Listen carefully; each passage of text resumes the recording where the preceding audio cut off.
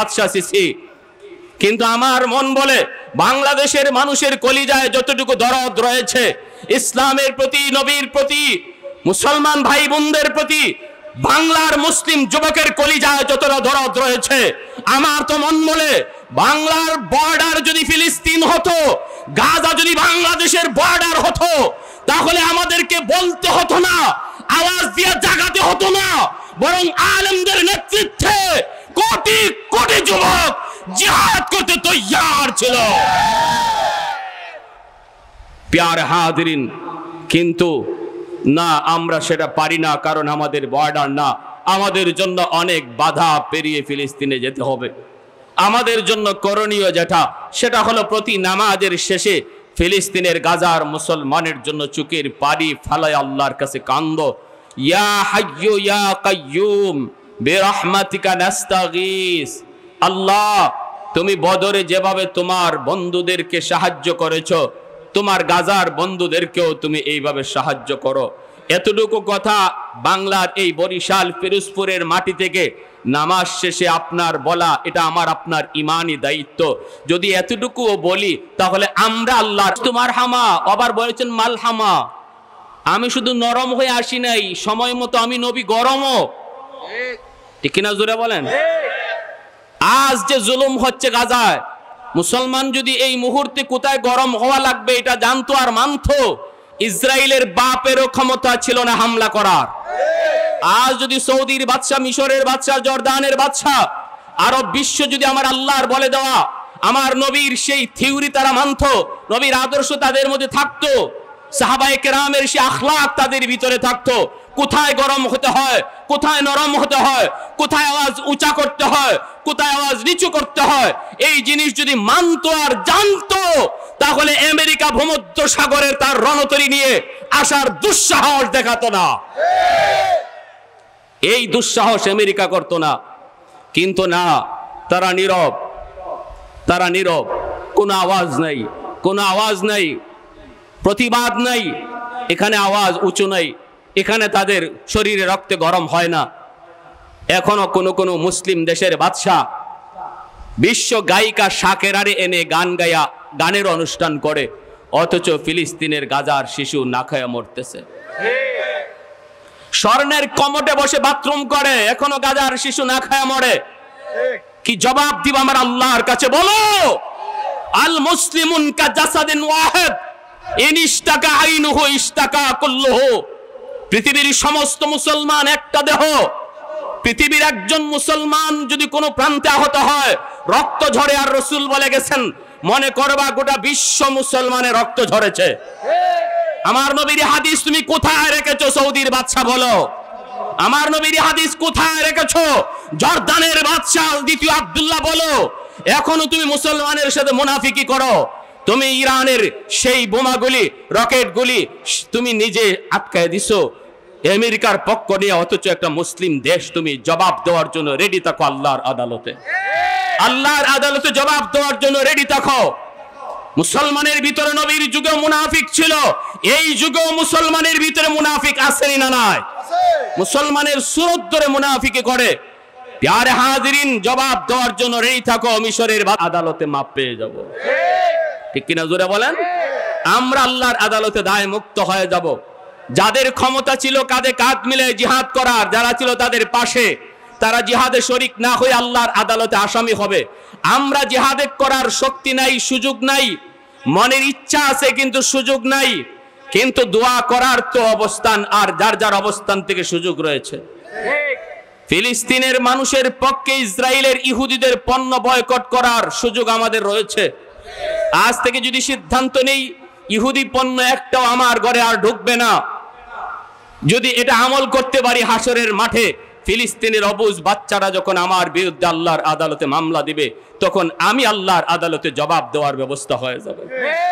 একটা গাজার শিশু ওই দিনে দেখেছি তার ভাইয়ের লাশের পাশে বসে কান্না করে করে বলেছে, ভাইয়া তুমি জান্নাতে যাও, যাইয়া আমার নবীর কাছে বিচার দিও, আমার নবীর কাছে বিচার দিও। ওরা আমাদেরকে কেন মারছে আমরা জানি না, কিন্তু নবীর বাকি উম্মতরা আমাদেরকে সাহায্য করে নাই। চায়ে চায়ে দেখছে আমরা না খায়া মরছি, নবীর বাকি উম্মতরা সাহায্যে আগে আসে নাই। এতটুকু নালিশ দিছে একটা অবুঝ বাচ্চা তার ভাইয়ের লাশের পাশে বৈশা ভাইকে শেষ বিদায় জানায় আর বলে জান্নাতে যাই আমার নবীর কাছে বিচার দিও। প্যারে হাজিরিন, কলিজা ফেটে যায়। দেখতে যদিও মনে হচ্ছে আমরা সুস্থ, গাজার খবর যারা রাখে একজন মুসলমানও মনের দিক দিয়ে সুস্থ না। সুস্থ থাকার কথা না। কেউ যদি বলে না না আমার কোনো অসুবিধা নাই, তাহলে বুঝতে হবে তার ইমানে ঘাটতি আছে, তার ইমানে দুর্বলতা আছে। যদি বলে আমিও ভালো আছি, গাজায় রক্ত ঝরে, আর যদি কেউ বলে আমি বাংলার জমিনে ভালো আছি, তাহলে আমার নবীর হাদিসের ভাষায় বোঝা যায় তার ইমানে দুর্বলতা, ইমানে দুর্বলতা।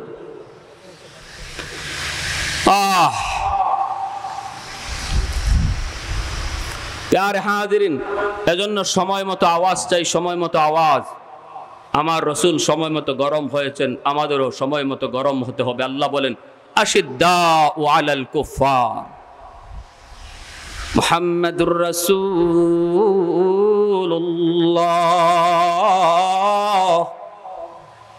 ওয়াল্লাযীনা মাআহু আশিদ্দাউ আলাল কুফার রুহাবাউ বাইনাহুম।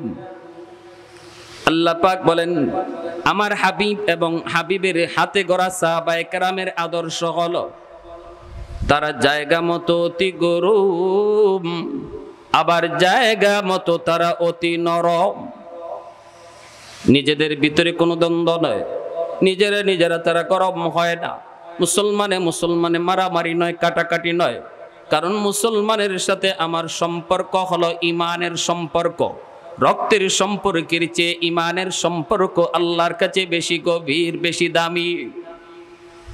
এ যুবক ভালো করে শোনো, রক্তের ভাই যদি আল্লাহ না মানে, ইসলাম বলে ভাইকে ভাই বলা যাবে না।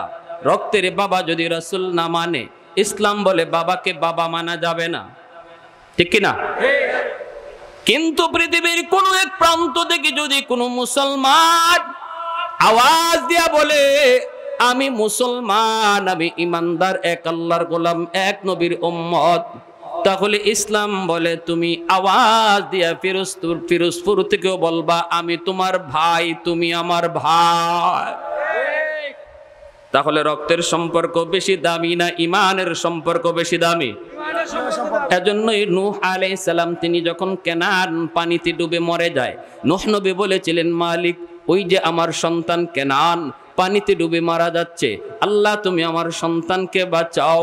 আল্লাহ বলেছিলেন নূহ একবার তুমি কেনানকে সন্তান বলেছো, আহাল বলেছো, লাইসা বিন আহলিক, সে তোমার আহাল নয়, যদিও তোমার রক্তের সন্তান, তোমার ঔরসজাত সন্তান, কিন্তু তার কলিজায় ঈমান না থাকার কারণে আমি আল্লাহ বললাম সে তোমার আহাল নয়, পরিবার নয়, রক্তের সম্পর্ক তার সাথে নিষিদ্ধ করলেন কে?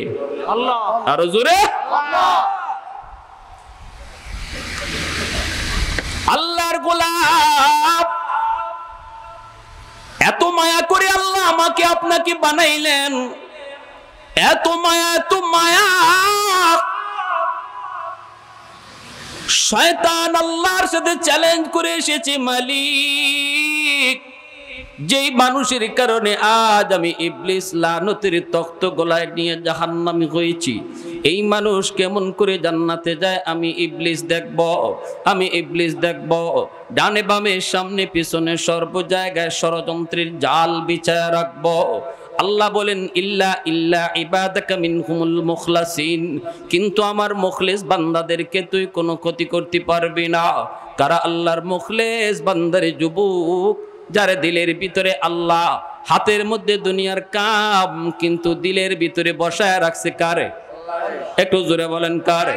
হাতে তারে দুনিয়ার কাম, হাতে তারে এই দোকানদারি, হাতে হলো ঘরের কাম কাজ, হাতে হলো দুনিয়ার কাম কাজ, দুনিয়ার মাল, এই যে দোকানের মাল হলো তার হাতে, দিলের ভিতরে কিন্তু মাল নয়, দিলের ভিতরে আল্লাহ। কেমনে বুঝবো? কয় আজান হলে পরে দোকানের শাটার বন্ধ করে মসজিদে যায়, তাহলে বোঝা গেল দিলের ভিতরে দুনিয়ার মাল ছিল না, দিলের ভিতরে দোকানের মাল ছিল না, দিলের ভিতরে ছিলেন কে? আল্লাহ। ঠিক না? আল্লাহর হুকুম এই জমিনে যত মানুষ মানবে, হুকুম মানার দ্বারা শুধু আখিরাতে জান্নাত নয়, আল্লাহর হুকুম মানার দ্বারা দিলের ভিতরে আল্লাহকে বসানোর দ্বারা দুনিয়ার শান্তিও আল্লাহ পাক দান করে। তুমি দুনিয়ার শান্তি চাও, ঘরের শান্তি চাও, আল্লাহর হুকুম মানা ছাড়া দিলের ভিতরে আল্লাহকে বসানো ছাড়া দুনিয়ার শান্তিও আসবে না, দুনিয়ার শান্তিও আসবে না। আল্লাহ বলেন, মান আমিলা সালিহাম মিন যাকারিন আও উনসা ওয়া হুয়া মুমিন ফালানুহইয়ান্নাহু হায়াতান তাইয়্যিবা।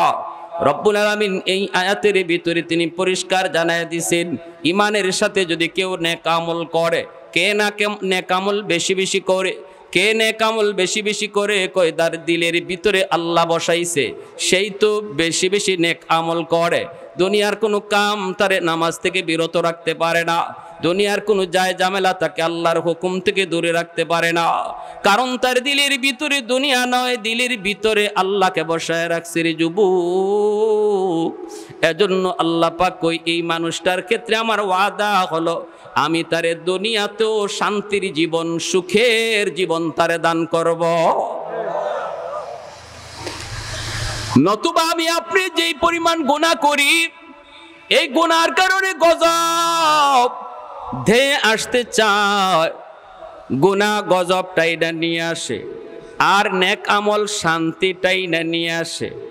আল্লাহর হুকুম মানলে শান্তি চুম্বকের মতো আসে, আর গুনাহ বেশি বেশি করলে পরে গজব চুম্বকের মতো আসে। গুনার খাসলত হলো গজব আনা, আর নেক আমলের বৈশিষ্ট্য হলো শান্তি নিয়ে আসা। ঠিক কিনা? আরো জোরে বলেন ঠিক কিনা? রব্বুল আলামিন তিনি বলেন, জানুনি আলা কুল্লা ইয়াউমিন ওয়াল আরদা ইস্তাজিলু রাব্বাহু ওয়াল মালাইকাতু ইস্তাজিলু রাব্বাহু ওয়াল বাহরা ইস্তাজিলু রাব্বাহু। আল্লাহ পাক রব্বুল আলামিন হাদিসে কুদসি আল্লাহ পাক বলেন, জানুনি প্রতিদিন জমিন আমি আল্লাহর কাছে আবদার করে, আল্লাহ এই জমিনে যেই পরিমাণ গুনাহ হয়, এই জমিনে যেই পরিমাণ অন্যায় হয়, অত্যাচার হয়, এই জমিনে যেই পরিমাণ জুলুম হয়, আমি জমিন আর কত এই গুনাহ দেখব গো মালিক, আর কত বেনামাজির পায়ের বোঝা আমি নিব। ও মালিক, আমি জমিন আর কতদিন সুদখোরের পায়ের আওয়াজ আমি কতকাল শুনব? আমি তো ফেড আপ হয়ে গেছি মাওলা। আমি জমিন তো তোমার হুকুম আহকাম ঠিক মতো পালন করি, আমাকে আদায় করেছো, হুকুম করেছো তসবিহ পড়ার, তসবিহ আদায় করি, আমি তো তোমার হুকুমেই চলি। কিন্তু নাফরমান দেখো না কেমনে আমি জমিনের উপর দিয়ে হাঁটে। ও মালিক, দেখো না বেনামাজি আমি জমিনের উপর দিয়া কেমনে হাঁটে। আল্লাহ, সুদখোরের দল আমি জমিনের উপরে দিয়া কেমনে বিচরণ করে, আমি তার বোঝা আর কত নিব? আল্লাহু আকবার, জোরে বলেন। আসবিরু ইলা মাতা আসবিরু, আমি আর কত কাল আর কত কালই নাফরমানের পায়ের বোঝা আমি নিব। আল্লাহ, তুমি অনুমতি দাও, আবতালিউ ইবনা আদম ফি কারি, ওই নাফরমানগুলিকে আমি গিলে ফেলি, বেনামাজিকে আমি গিলে ফেলি, সুদখোরকে আমি গিলে ফেলি, ওই যে জিনাখোরকে আমি গিলে ফেলি, আমি ঘুষখোরকে গিলে ফেলি, বেরোজগারকে আমি জমিন গিলে ফেলি। আপনাদের পিরোজপুরের জমিন আমার আল্লাহ বলেন, প্রতিদিন সকালবেলা আল্লাহর কাছে আবদার করে কয়, মালিক আমি পিরোজপুরের জমিন বলতেছি, আমি দেখতেছি এই জমিনে কত নাফরমান, আমি জমিনের উপর দিয়ে হাঁটে। আল্লাহ, অনুমতি দাও, অনুমতি দাও, অনুমতি দাও, আর সইতে পারি না। ওর অহংকারী চলা আমি আর সইতে পারি না, ওর পায়ের বোঝা, পায়ের লোড আর কত আমি নিব, কত নিব। আসবিরু ইলা মাতা আসবিরু, আল্লাহ তুমি অনুমতি যদি দাও, আবতালিউ ইবনা আদম ফি কারি, ওই নাফরমানকে আমি গিলে ফেলি। আল্লাহ পাক বলেন, জানো নি শুধু জমিন নয়, সাগর মহাসাগর গুলিও প্রতিদিন আমি আল্লাহর কাছে আবদার করি। আজকে দুবাইয়ের জমিন পানিতে ভেসে যায়, এই দুবাই আন্তর্জাতিক পর্যটন কেন্দ্র, দুবাইয়ের সাগরের পারে যে অন্যায় হয় ইউরোপে তো অন্যায় হয় না। সাগরের পানি প্রতিদিন দেখে, এই গুণাগুলি সাগরের পানি প্রতিদিন দেখে। বাংলার কক্সবাজার কুয়াকাটা সৈকত যায় যারা যারা অন্যায় করো সাগরের পারে মনে রাখো, আবার আল্লাহ বলেন ওই সাগরের পানি আল্লাহর কাছে প্রতিদিন সকালে আবদার করে, মালিক একটু অনুমতি দিবানি, নাফরমান জমিনটারে নাপাক বানায় ফেলাইছে, আমি পানি যায় সব ডুবাইয়া পাক বানায়া দি। আল্লাহ পাক কয়ে রে জমিন, এ জমিন থাম থাম, আমি আল্লাহ দেখতেছি এই জমিনে কত গুনাহ হয়, কত অন্যায় হয়, কত অপরাধ হয়, কত জুলুম হয়। আমি আল্লাহ দেখতেছি, আমি আল্লাহ দেখতেছি এই জমিনে আমার নায়েব নবী উলামায়ে কেরামের সাথে কেমন অন্যায় আচরণ হয়। আমি আল্লাহ সব কিছু দেখতেছি, এরপরও ধরি না কেন জানোনি? নগদ কেন ধরি না জানোনি? আর বিবি বাচ্চার কাছে ফিরলো না। পত্রিকার পাতা উল্টাইলেই প্রতিদিন অ্যাক্সিডেন্টের খবর, অ্যাক্সিডেন্টে শুধু যুবকের মৃত্যু, যুবকের মৃত্যু।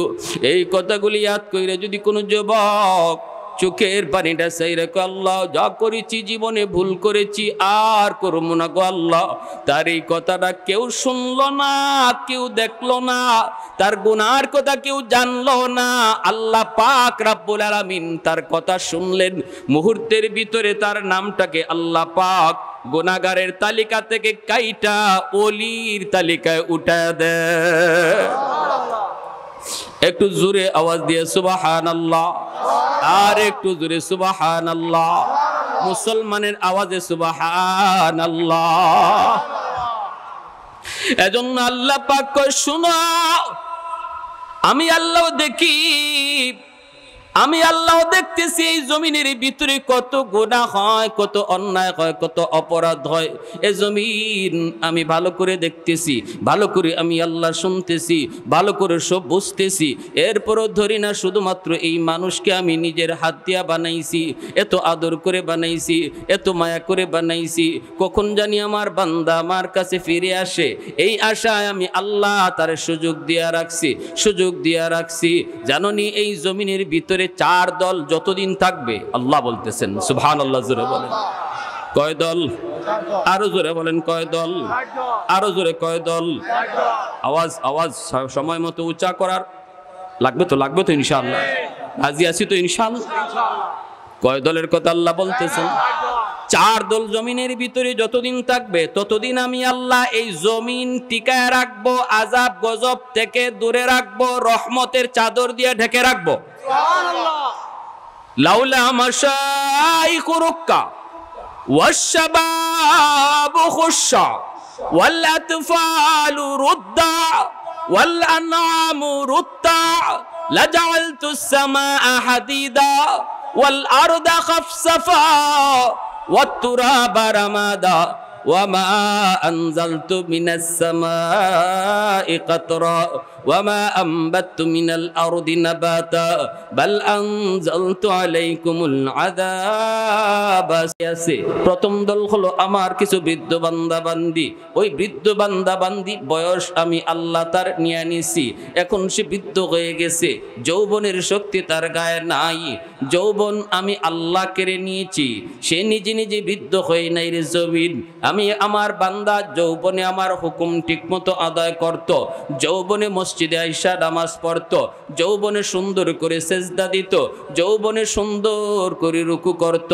এখন আমি আল্লাহ তারে বৃদ্ধ বানিয়ে দিছি, তার গায়ে শক্তি নাই, কোমরে তার ব্যথা, হাঁটুতে তার ব্যথা, মাথায় তার গোড়ায়, মসজিদে যেতে চাইলে মসজিদে যেতে পারে না, রুকু করতে গেলে তার কষ্ট হয়, সেজদা দিতে গেলেও তার কষ্ট হয়। এরপরও আমার বান্দা কষ্ট করে করে আমাকে রুকু দেয়, আমাকে সেজদা করে রে। আমার ওই বৃদ্ধ বান্দা বান্দি কষ্ট করে রুকু সেজদার দিকে তাকাইলে এই জমিনের প্রতি মায়া লেগে যায়। দুই নম্বরে আল্লাহ পাক বলেন ওয়াশ-শাবাবু খুশশা, আল্লাহ বলেন এই জমিনের ভিতরে এমনও কিছু যুবক আছে যেই যুবক যৌবনের পাগলামি করে না। ও অথচ তার পাগলামি করার বয়স, এরপরও সে পাগলামি করে না, বন্ধুদের সাথে গুনার কাজে যায় না, বন্ধুদের সাথে গান বাজনার আয়োজন করে না, যাত্রার প্যান্ডেল করার ক্ষমতা তার ছিল, এরপরও বহু যুবক যৌবনের পাগলামি করে না, তার 5 ওয়াক্ত মসজিদে পাওয়া যায়। আল্লাহ পাক বলেন এই যুবকের মাথায় টুপি দেখা যায়, মুখে নবীর সুন্নত দাড়ি পাওয়া যায়, উলামায়ে কেরামের সাথে সম্পর্ক তার দেখা যায়। খারাপ যুবকদের সাথে সে চলে না, নামাজি যুবকদের সাথেই সঙ্গ দেয়, অথচ তার ভিতরে গুনাহ করার চাহিদা আছে।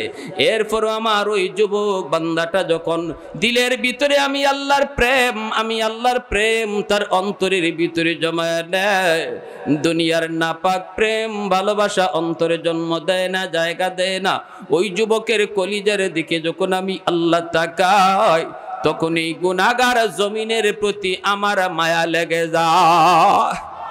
মুসলমানের আওয়াজে কন্যা সুবহানাল্লাহ, আর একটু জোরে সুবহানাল্লাহ।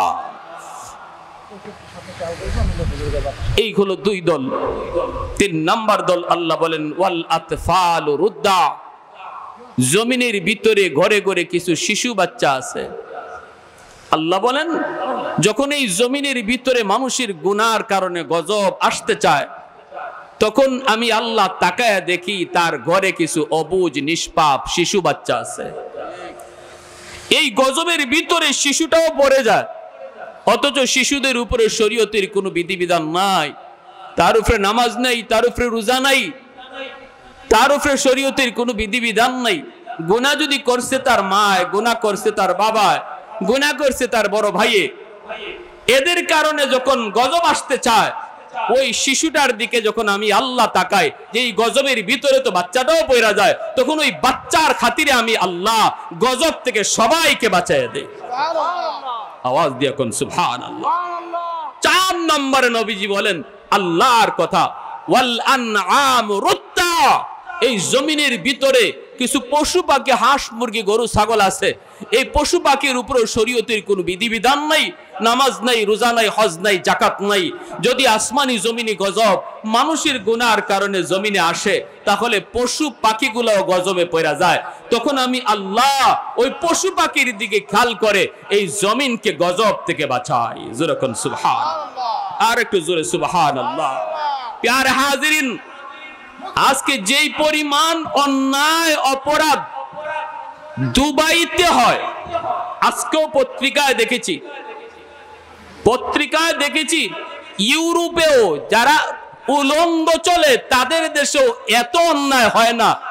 মুসলিম দেশ দুবাই, এখানে যত অন্যায় হয়, বলেন তাহলে আল্লাহ পাক বলেন গুনার যে পরিমাণ গজব আনার কথা এই পরিমাণ আয় না। তার মানে তাদের গুনাহ যা হচ্ছে, অপরাধ যা হচ্ছে, এই যে বন্যায় দুবাইকে ভাসায় দিছে আল্লাহর ভাষায়, এটাও তাদের গুনার অনুপাতে কম হইছে। ঠিক কিনা জোরে বলেন? গুনার অনুপাতে কম, গুনার অনুপাতে আল্লাহ নিজে বলতেছেন কম, নতুবা গুনাহ চায় সব ধ্বংস করে দিতে চায়। একটা আওয়াজ দিল না, ইসরায়েলের সাথে সম্পর্ক ছিন্ন করার প্রস্তাব যখন মুসলিম বিশ্ব দিল, এই দুবাই সবার আগে ভেটু দিয়া বসলো। নাউজুবিল্লাহ জোরে বলেন। দুবাই আরব আমিরাত ভেটু দিয়া বসলো। প্রস্তাব আসলো ওয়াইসির মিটিং এ, মুসলিম বিশ্বের দেশগুলোর মিটিং এ, যে ইসরায়েলের সাথে আমরা কূটনৈতিক সম্পর্ক ছিন্ন করব। যারা যারা বাধা দিল এর ভিতরে দুবাই ছিল। আল্লাহ কি এগুলা দেখতেছে না?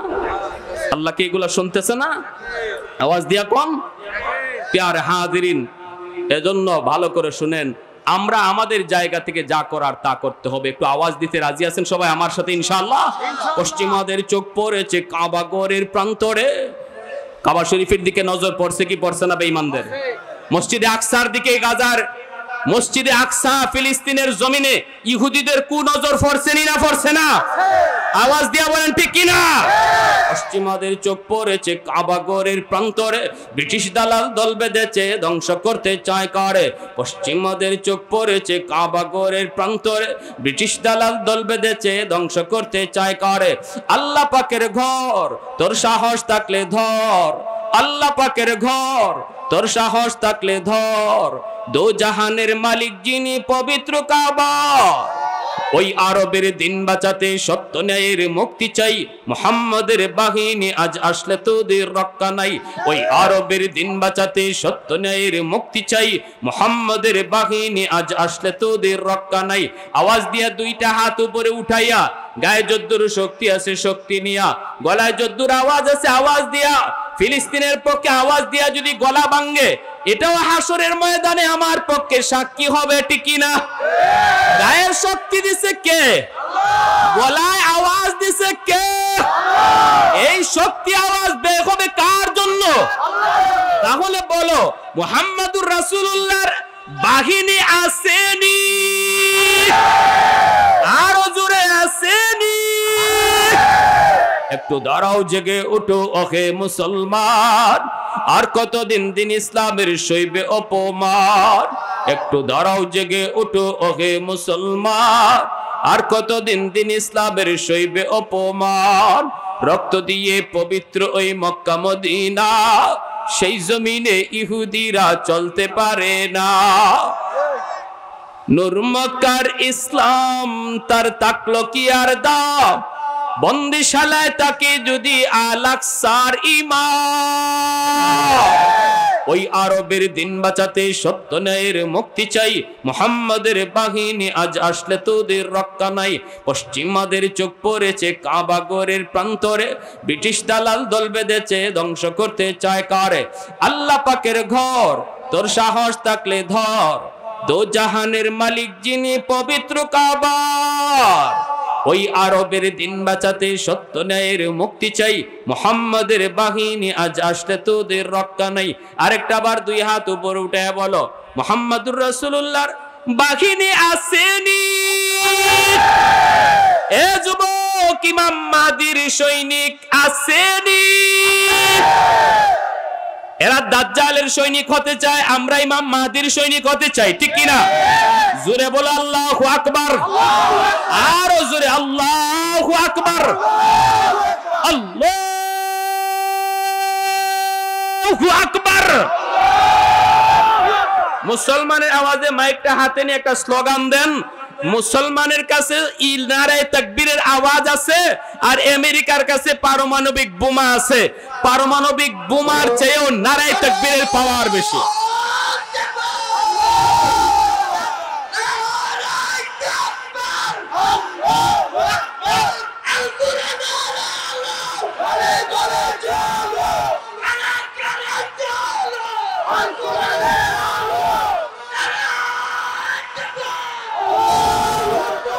বেঈমানদের আল্লাহ নাই, বেঈমানদের মাওলা নাই, ইমানদারের মাওলা আছে। আমেরিকার গার্ডিয়ান নাই, ইমানদারের গার্ডিয়ান আছে, তিনি কে? আরো জোরে বলেন, ওয়া আন্নাল কাফিরিনা লা মাওলা লাহুম। আল্লাহ বলেন ইমানদারের মাওলা আমি আল্লাহ, আর কাফিরদের কোনো মাওলা নাই, কোনো অভিভাবক নাই। তাহলে ভয় করব আমরা শুধুমাত্র কাকে? আওয়াজ দিয়া বলো কাকে? আমার রাসূল 10,000 সাহাবায়ে কেরাম লইয়া তিনি মক্কায় ঢুকলেন। নবীজি মক্কায় ঢুকেন না। নবী বলেন, সাহাবীরা শোনো, রাতের অন্ধকারে মক্কায় ঢোকা যাবে না, শিশু হত্যা হয়ে যেতে পারে। যদি ওরা বাধা দেয়, নারীর উপরে হামলা হয়ে যেতে পারে। আমি নবী কোন নারীর গায়ে হামলা সাপোর্ট করি না, কোন শিশুর উপরে হামলা ইসলাম সাপোর্ট করে না। রাসূল বলেন, আমরা এখানে সমতল জায়গায় অপেক্ষা করব।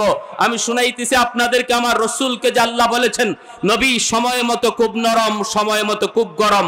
শুধু দুইটা ঘটনা বলতেছি, একটু মন দিয়ে শুনেন। আমাদের এখান থেকে শিক্ষা নেওয়া উচিত, আমরা আমাদের জীবনকে কিভাবে সাজাবো। রাসূল সমতল জায়গায় অবস্থান করলেন। নবী বলেন, শোনো, আমরা সকাল হলে পরে মক্কায় ঢুকবো, আজ রাত আমরা এখানে কাটাবো। শোনো, আমরা যে এই রাতে এখানে কাটাইতেছি, যার যার তাবু বানায়া, আমাদের রান্না বান্নার জন্য চুলা লাগবে, চুলা বানাও।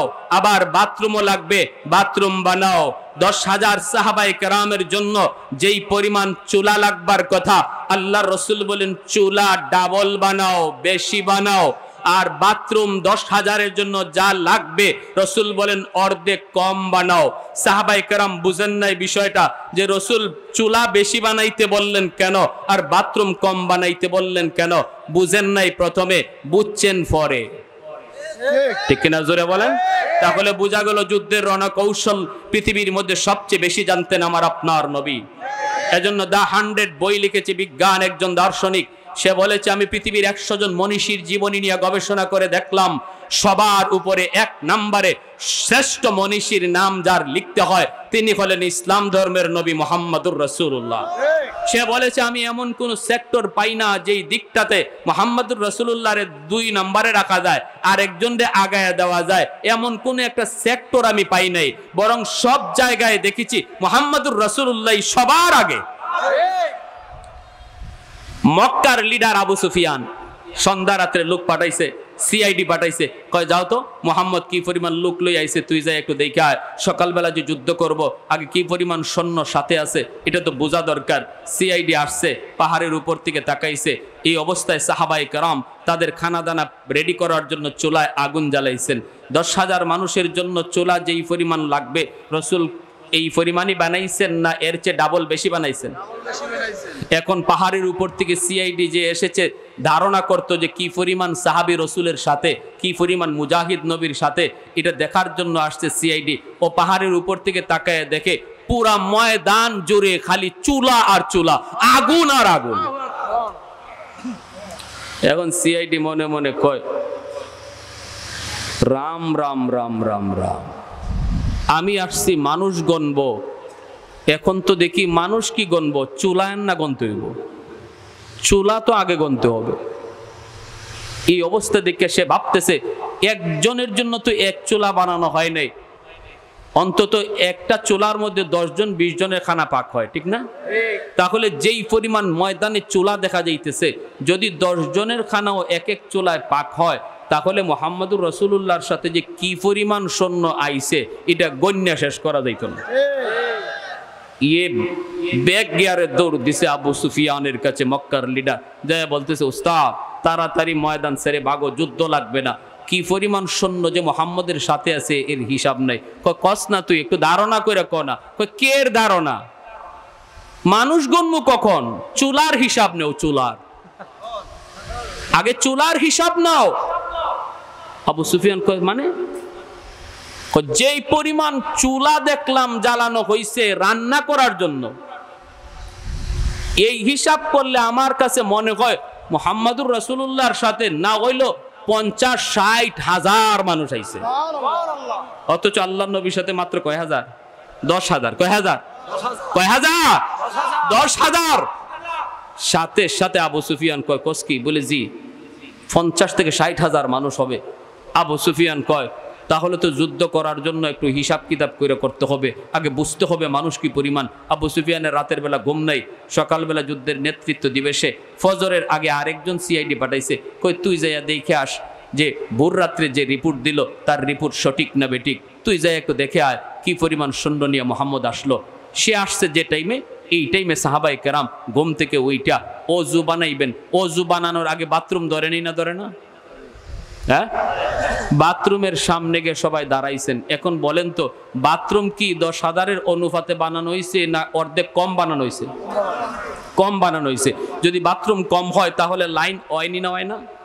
ইস্তেমার মাঠে লাইন হয়নি না হয় না? চরমনার ময়দানে লাইন হয়নি না হয় না?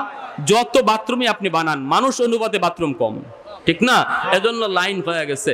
এখন সিআইডি পাহাড়ের উপর থেকে তাকাইছে, মানুষ গণব, কয় রাম রাম রাম রাম, ভগবান আমি মানুষ গণবো কখন? বাথরুমের সামনে যেই পরিমাণ মানুষ দাঁড়ায় আছে, সব মানুষ তো আর বাথরুমের সামনে আসে নাই, তাবুর ভিতরেই তো বেশিরভাগ মানুষ, বাথরুমের সামনে আসছে গোটা কয়েকজন। তাহলে কি পরিমাণ মানুষ মুহাম্মদের সাথে আসছে এটা ভগবানই জানে। হেও ডরে বয়ে একদম এক দৌড়ে আবু সুফিয়ানের কাছে যাই, উস্তাদ আমি এই যুদ্ধে নাই, আমি ভাগলাম, আমার জান আমি বাঁচাইলাম, আপনি মায়ের করলে করেন, ঝগড়া করলে আপনি করেন, আমি নাই। বলে কেন কি হয়েছে? কয় মানুষ যে কি পরিমাণ আছে এটার কোনো হিসাবই নেই। কয় কেন? তুই একটু ধারণা করে ক না। কয় কত কইছিল যে আগ্রাতে গেছে, সন্ধ্যা রাত্রে গেছে, কইছিল 50 থেকে 60 হাজার। আরে রাখেন 50 থেকে 60 হাজার, বাথরুমের সামনেই তো 50-60 হাজার দাঁড়াই দিয়েছে। আবু সুফিয়ান কও কি? আবু সুফিয়ান কয় যুদ্ধ লাগবে না, যার মতো যে পারো তাড়াতাড়ি ভাগো, তাড়াতাড়ি ভাগো, কোনো যুদ্ধ নাই। আল্লাহ রসুল শুধু একটা কৌশল নিছেন, বাথরুম বানাইছেন কম আর চুলা বানাইছেন বেশি। যুদ্ধের এই রণকৌশলটার কারণেই মক্কা বিজয় হয়েছে বিনা রক্তপাতে, কেউ বাধা দেয় নাই। মক্কা বিজয় হয়েছে বিনা রক্তপাতে। এর হিকমতটা হলো, রহস্য হলো নবীজিরই হিকমত। আল্লাহু আকবার, জোরে বলেন। সকালবেলা আল্লাহ রসুল 10,000 সাহাবায়ে কেরামদেরকে নিয়ে আল্লাহর নবী মক্কায় ঢুকলেন। ঢোকা মাত্রই নবীজি এলান দিয়া দিলেন, সাহাবীরা রে একটু শোনো, আমরা মক্কা জয় করেছি নিজের শক্তি জাহির করার জন্য নয়, আমরা মক্কা জয় করেছি আল্লাহকে রাজি আর খুশি করার জন্য। লা তাসরিবা আলাইকুমুল ইয়াউম, আজ আমি সবাইকে সাধারণ ক্ষমা ঘোষণা করলাম। কারো প্রতি আমার কোনো জিদ নাই, কোনো আক্রোশ নাই, তোমরাও কারো প্রতি কোনো জিদ রাখবা না, সবাইকে ক্ষমা করে দাও। এমনকি যার যার বাড়িটা পর্যন্ত তোমরা দখলদারকে মালিকানা বুঝায় দাও। আমাদের বাড়ি যারা দখল করে নিয়েছিল ওরা শুধু দখলদার ছিল, মালিক ছিল না। আজ আমরা তাদেরকে মালিকানা বুঝায় দিব। আল্লাহু আকবার, জোরে বলেন। আপনার বাড়ি যদি কেউ দখল কইরা আপনারই পিটায়া নিজের বাড়ি থেকে বের করে দেয় রে যুবক, তুমি যদি কোনোদিন শক্তি নিয়ে এই বাড়ি দখল করতে আসো, তাহলে কি এই বাড়ি তুমি নিজে আবার দখলে নিবা নাকি ওই লোকটা জালেমকে দিয়া দিবা? আমাদের রক্ত বলি আমরা আবার পিটায়া এই বাড়িটা নিজের দখলে নিয়ে নিব। কিন্তু আল্লাহর নবী, রহমতের নবী বলেন, সাহাবীরা রে, আমরা বাড়ি ফিরে পাওয়ার জন্য মক্কা দখলে নেই নাই, আমরা আবার মক্কায় ঢুকেছি আল্লাহকে রাজি খুশি করার জন্য। অতএব বাড়ি মালিকানা ছিল আমাদের, দখলদার হলো মক্কার জালেমরা। আজকে তাদেরকে দখলদারির সাথে মালিকানাও বুঝায়া দিয়া দাও। মানুষগুলি ভাগতেছে, বৃদ্ধা মহিলা মাথায় বোঝা নিয়ে ভাগতেছে। আল্লাহ নবী মক্কার অলিগুলি ঘুরেন, নবীজিকে কেউ চিনে না, আল্লাহ নবীকে কেউ চিনে না। নবীজি চুকির পানি জরে জরে আল্লাহর কাছে কান্দের, কয় মালিক, আমি তো মক্কার মানুষদেরকে মাফ করে দিয়েছি গো, কিন্তু ওরা তো আমার কথা কেউ বিশ্বাস করলো না, মনে করলো আমি বদলা নিব। ও আল্লাহ, হাসরের মাঠে আমি নবীরে পাকড়াও কইরো না, আমি বদলা নেওয়ার জন্য মক্কা দখলে নেই নাই, কিন্তু মক্কার মানুষ আমার কথায় তারা বিশ্বাস করলো না। নবীজি দেখেন একজন বৃদ্ধা মহিলা বোঝা মাথায় নিয়ে সেও ভাগতেছে। নবীজি তার কাছে যায় বলতেছেন, মা গো, ও মা, তুমি কোথায় যাও? মহিলায় কই, বাবা যুবক, কে তুমি চিনি না, চিনার কথাও না। তুমি কি জানো না মক্কা মুহাম্মদ দখল করে নিয়েছে? এই খবর কি তুমি জানো না? আল্লাহ নবী বলেন, মা আমি জানি, কিন্তু আমিও জানি মুহাম্মদ সবাইকে মাফ করে দিয়েছেন। মহিলা কই, না রে বাবা, মুহাম্মদ রে তুমি চিনো না। মুহাম্মদকে এই মক্কার মানুষ যেই পরিমাণ নির্যাতন করেছে, জুলুম করেছে রে, আমি নিজের চোখে দেখেছি। যেই পরিমাণ জুলুম আবু জাহেল করেছে, উতবার সাহেবা করেছে, মুহাম্মদ কিছু না কিছু বদলা নিবেই। বাবা তুমি মুহাম্মদের কথা বিশ্বাস কইরো না, তাড়াতাড়ি করে তুমি এই মক্কা ছাড়ো, নতুবা কিন্তু তোমার উপর বিপদ আসবে। আল্লাহর নবী, রহমতের নবী, ওই মহিলাকে বুঝাইতে পারলেন না। এইবার নবীজি বলতেছেন, মা গো, ও মা, বুঝাটা অনেকবারই, তুমি বৃদ্ধা মানুষ, গায়ে তোমার শক্তি নাই, পারবা না তুমি এত দূর যাইতে। আমি একজন যুবক, আমার কাঁধে তোমার এই বোঝাটা একটু দিবানি, আমি তোমাকে আগায় দিয়ে আসব। মহিলায় কই, যুবক, এতটুকু উপকার বুঝি তুমি করবা? নবীজি বলেন, হ, আমি এতটুকু উপকার করব। এই বইলা বোঝাটা আমার নবী মায়ার নবীর কাঁধে উঠে দিল। আল্লাহর নবী বোঝাটা কাঁধে নিয়ে নবী যখন সামনের দিকে হাঁটতে শুরু করলেন, মহিলা পিছনে পিছনে যায়, নবীর জন্য লম্বা লম্বা দোয়া করে। নবীকে চিনে না, চেনার কথা না রে যুবক। আল্লাহর নবীকে যুবক কয়া কয়া ওই মহিলা আল্লাহর কাছে দোয়া করে, ভগবানের কাছে দোয়া করে। ও যুবক, তুমি তো যুবক না, ভগবানের পাঠানো কোনো ফেরেশতা। আল্লাহু আকবার। তোমার মতো মানুষ হয় না যুবক, নিজের চিন্তা না কইরা আমার উপকার করতে আসছ। ভগবান তোমার লম্বা হায়াত দিক। আমার নবীর জন্য পিছন থেকে থেকে লম্বা লম্বা দোয়া করে। আর নবীজি সামনের দিকে আগাইতেছেন, আর চোখের পানি জড়ায় জড়ায় কাঁদতেছেন, বলতেছেন, মালিক তুমি একটু কুদরতি নজরে তাকে দেখো, আমি তো কাউকে বদলা নেওয়ার কথা বলি নাই গো আল্লাহ।